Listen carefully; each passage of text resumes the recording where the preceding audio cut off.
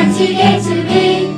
4 double bubbles, 3 face masks, 2 meter distance, and a loo roll under the tree. On the 5th day of Christmas, 2020 gave to me.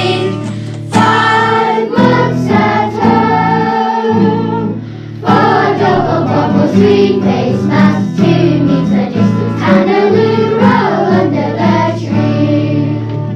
On the 6th day of Christmas, 2020 gave to me. 6 people only, 5 months at home. 4 double bubbles, 3 face masks, 2 meter distance, and a loo roll under the tree. On the 7th day of Christmas, 2020 gave to me. 7 paper lunch bags, 6 people only, 5 months at home. 4 double bubbles, 3 face masks, 2 meter distance, and a loo roll under the tree. On the 8th day of Christmas, 2020 gave to me. 8 windows open, 7 paper lunch bags, 6 people only, 5 months at home. 4 double bubbles, 3 face masks, 2 meter distance, and a loo roll under the tree. On the 9th day of Christmas, 2020 gave to me. 9 matches cancel, 8 windows open, 7 paper lunch bags, 6 people only, 5 months at home. 4 double bubbles, 3 face masks, 2 meter distance, and a loo roll under the tree. On the 10th day of Christmas, 2020 gave to me. 10 p.m. curfew, 9 matches cancelled, 8 windows open, 7 paper lunch bags, 6 people only, 5 months at home. 4 double bubbles, 3 face masks, 2 meter distance, and a loo roll under the tree. On the 11th day of Christmas, 2020 gave to me. 11 plastic bags of 10 p.m. curfew, 9 matches cancelled, 8 windows open, 7 paper lunch bags, 6 people only, 5 months at home. 4 double bubbles, 3 face masks, 2 meter distance, and a loo roll under the tree. On the 12th day of Christmas, 2020 gave to me. 12 sanitizers, 11 plastic bags of 10 p.m. curfew, 9 matches cancelled, 8 windows open, 7 paper lunch bags, 6 people only, 5 months at home. 4 double bubbles, 3 face masks, 2 meter distance, and a loo roll under the tree.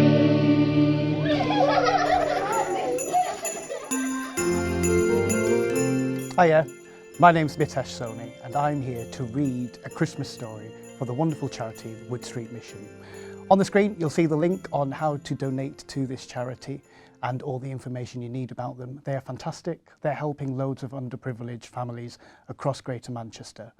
So if you've got anything spare, click on the link and drop something their way. But now to the story. Today I'm reading A Very Merry Christmas by the wonderful Steph Lacey. Enjoy. Christmas Eve was here. Lights were shining bright. The children were all excited. It was their very favourite night. Mum was singing loudly, dancing through the flat. Nan was sleeping in her chair with her droopy Christmas hat. Little Sam and Dotty were bouncing around the room, pretending to be Santa. Through the skies they zoomed. Ho, ho, ho, Sam cried. I love my magic sleigh. Come on now, my reindeers, we must be on our way. And in that very moment, Nan woke herself up with an almighty snore. It made Sam and Dotty laugh so much, they fell around rolling on the floor. The children were so focused on Santa coming later. Everything that came before it just felt like long waiting. Sam said, I can't wait till Santa's been and left presents under the tree. I wonder what exciting things Father Christmas will bring for me. Me too, Dotty cried. I'm going to rip open every one. Oh my goodness, I'm so excited. It's going to be so much fun. Mum came into the room as both the children were playing, and as she came in, she heard what they were saying. "Hey, little babies, can I talk to you?" she said.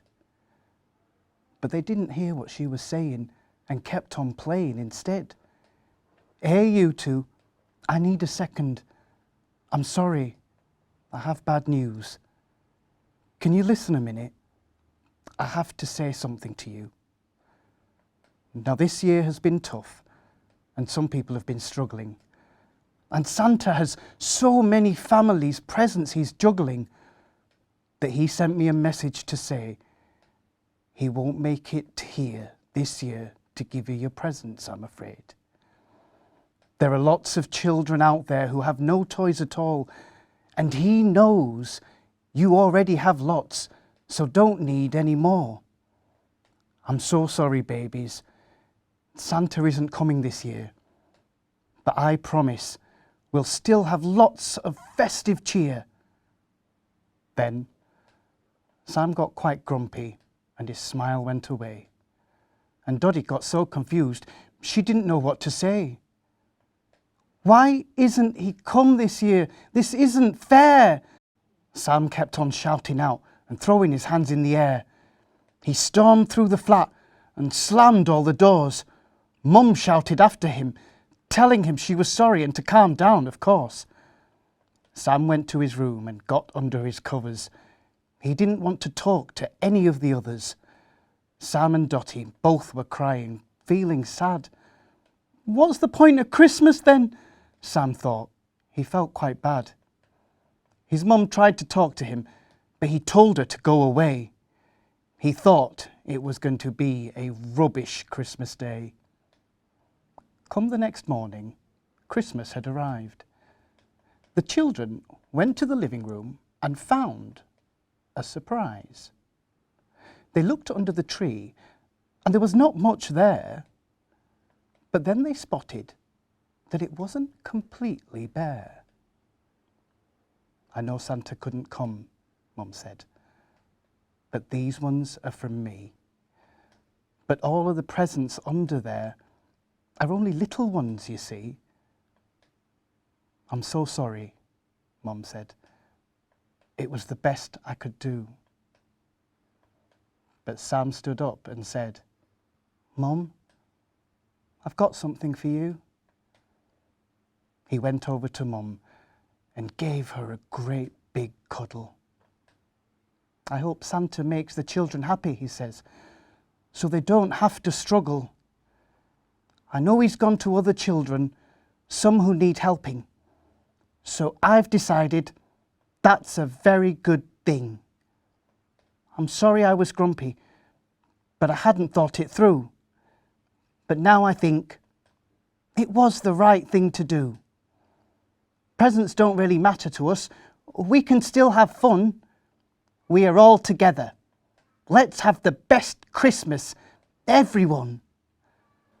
So they took the tinsel from the tree, waving it in the air, turned the music loud and danced without a care. They sang, "We wish you a Merry Christmas," and ate some mince pies. They pulled crackers together and laughed at the rubbish jokes inside. They ate their Christmas dinner, avoiding all the sprouts. They played a lot of quizzes, shouting answers out. They span round in circles and stopped when they felt queasy. They played charades and watched a film, and then they got quite sleepy. So Mum, Nan, Sam and Dottie all went straight to bed. They'd had the best day, but now needed to rest their heads. Mum and Nan went to bed feeling proud. Sam and Dottie started off angry, shouting very loud, but both had made the day great fun and wanted the best for everyone. They found joy, not in lots of presents and things, but the joy and laughter that family and fun brings. Merry Christmas and a Happy New Year.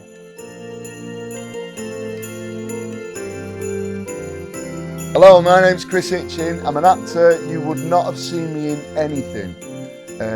I am trying to help to raise money for the Wood Street Mission, which incidentally my gran used to visit when she was younger.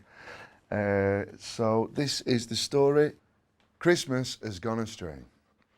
Mum, Dad and Jimmy were decorating the Christmas tree, putting on the tinsel, baubles and all the lights, while Dobie the dog was running back and forth full of excitement. Weren't you, pal? Yeah. Because he knows this tree means a big tasty bone is coming on Christmas morning. Nearly took my fingers then. Just as Dad was going to put the star on top of the tree, Dobie came crashing into it. "Oh, Dobie, we've got to start again now," said Jimmy. And as a tinsel-covered Dad tried his best to hold the tree up before it fell over, he decided, "I tell you what, I'll take him out and why don't you and Mum finish off the tree? And hopefully he'll calm down." As soon as Dobie got to the park with Dad, he was so excited that he started to run as fast as he could until he got tired and stopped by the trees to have a little rest. While he was stood there sniffing away at the cold winter air, he heard a noise coming from inside the bushes. So he looked inside to see what it was. And to his amazement, he sees a little white dog with 2 black patches. "Hello, what's your name?" asked Dobie. "I don't know," replied the little dog. "Well, that's not right. Everyone should have a name. Mine's Dobie. What does your collar say?" "I haven't got one. The people I live with, they took it off before they left me here. And it's gone really dark 3 times since then. Do you have any biscuits I can have?" Dobie looks at the little dog shivering and tells him to wait while he goes to fetch his human. And with that, Dobie runs off out of the trees barking for Dad. "Bark, bark, bark, bark, bark, bark." "Dobie, what's wrong?" Dad shouts. But Dobie just darts back into the trees with Dad following. Dad stands there and sees the little dog wagging his tail. "Well, it looks like you've not eaten for a bit and you're shaking. Come on, we'd better get you warm and try and find where you live." And with that, Dad opened his coat and popped the little dog in, and they walked home with Dobie as fast as they could. When they got home, Dad shouted Mum and Jimmy to bring some Dobie's food and a nice warm blanket, which they wrapped the little dog in. And he must have been very tired because he slept all night with Dobie right next to him. The following day they went to the vet, who said that apart from being too thin and having a little cold, the little dog seemed fine and he could stay there for a few days while they tried to find his owners. A few days passed and it was Christmas Eve. So Jimmy asked Dad what happened with the small dog they found in the park. Dad said that the vet had called him and told him that a lovely family had decided to adopt him because they couldn't find his owners and they had called him Toby. "Oh, I wish we could have kept him," said Jimmy. "Yeah, he was such a great little dog, but he's gone to a loving, happy family who have a son and another dog for him to play with," replied Dad. The following morning came and Jimmy woke with a start. "It's Christmas!" he shouted, and Dobie started barking right on cue. And with excitement, the whole house woke up because Dobie could smell his bone and everybody ran downstairs to go and see if Santa had been. And he had been. There were lots of presents under the tree. The carrot that Jimmy had left on the fireplace for Rudolph had been chewed, and Santa had drank the glass of milk that had been left. Everyone eagerly opened the presents. Dad got a new watch. Mum got a new handbag to go with the other 200 handbags she's already got in the loft. Jimmy got a new scooter, and Dobie, he got his big tasty bone. But there was one present left. Yes, there was. "Whose present is that?" Dad asked. Jimmy jumped up and had a look. "It says to Toby, Merry Christmas from Santa. Not you, Toby." Dobie must have got an extra present, but his name is spelt wrong. Mum said, "Santa never makes spelling mistakes." And just then there was a knock at the door. And when Jimmy opened it, there on the other side was Toby the dog, with the vet, who must be a very committed vet because he's working on Christmas Day. I wonder how much that call-out charges. Jimmy shouted, "Toby's come to visit, yay! That must be why Santa left a present here." But Mum shook her head and replied, "No, Jimmy, Toby has come home. We're his new family." Later that day, they all sat to eat dinner together, with Dobie and Toby both hid under the table taking turns eating Jimmy's sneaky treats, before they all went out to the park together. It was the perfect Christmas, and Toby got his forever home, and Dobie got a little brother. The only problem was that they never knew which one of them was being called, because the names are so similar. I mean, who'd call them Toby and Dobie? It doesn't make sense. It's all so confusing. Merry Christmas. Hope you all enjoyed the story. If you can donate, please do. If you don't, I will get your address and I will come round and I will cause you lots of anguish, but probably not as much as Boris Johnson. Have a good Christmas.